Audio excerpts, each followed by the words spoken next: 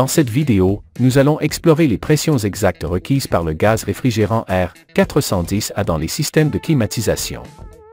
Nous analyserons également rapidement son comportement thermodynamique. Le R410A est un réfrigérant largement utilisé dans les systèmes de climatisation et les refroidisseurs d'eau. Bien que le R410A soit un gaz à haute efficacité, son principal inconvénient est son potentiel de réchauffement global élevé, connu sous le sigle anglais GWP, ce qui fait qu'il commence actuellement à être soumis à des restrictions écologiques. Voyons maintenant le comportement du R410A dans le cycle de refroidissement. 1. Commençons par sélectionner le gaz R410A dans le simulateur et une température d'évaporation ou de refroidissement de 4 degrés Celsius, une valeur typique des systèmes de climatisation. 2. Pour un calcul plus précis, nous allons régler la surchauffe à 5 degrés Celsius à la sortie de l'évaporateur. 3. Rappelons que la surchauffe correspond à l'augmentation de la température du gaz réfrigérant à l'intérieur de la bobine de l'évaporateur située dans l'unité intérieure.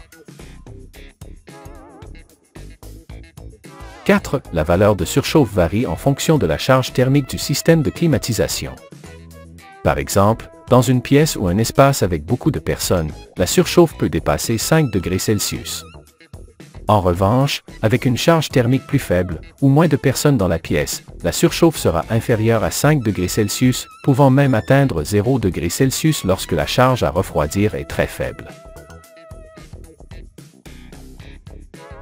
5. Concentrons-nous maintenant sur la température de condensation à l'intérieur du système de climatisation. Pour cela, nous allons ajouter 10 degrés Celsius à la température ambiante extérieure de l'équipement.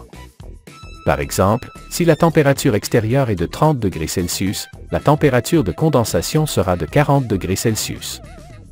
D'ailleurs, le lien pour accéder à ce simulateur se trouve dans la description de la vidéo. 6. Sélectionnons maintenant un sous-refroidissement de 5 degrés Celsius. Le sous-refroidissement est la diminution de la température du réfrigérant lorsqu'il se trouve à l'état liquide à la sortie du condenseur, ce qui améliore l'efficacité du système.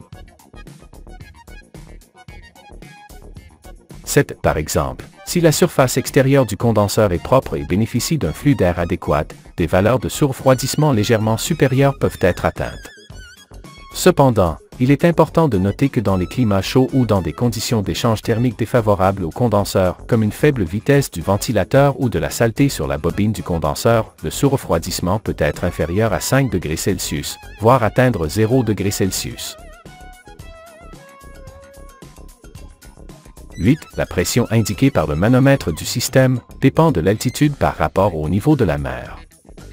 Dans cette section du simulateur, nous pouvons sélectionner l'altitude à laquelle se trouve l'équipement. Cela permet d'obtenir une lecture de pression plus précise, ce qui est essentiel pour les systèmes de réfrigération de haute précision. 9. Ainsi, la pression indiquée par le manomètre variera d'un endroit à un autre. Par exemple, à 1000 mètres d'altitude, les pressions basses et hautes s'ajustent aux valeurs affichées à l'écran. 10 à 2000 mètres d'altitude, les pressions basses et hautes changent selon les valeurs indiquées dans le schéma. 11. Dans cette section du simulateur, nous pouvons voir la température de refoulement. C'est la température du réfrigérant immédiatement à la sortie du compresseur. N'oubliez pas que le lien pour accéder à ce simulateur se trouve dans la description de la vidéo.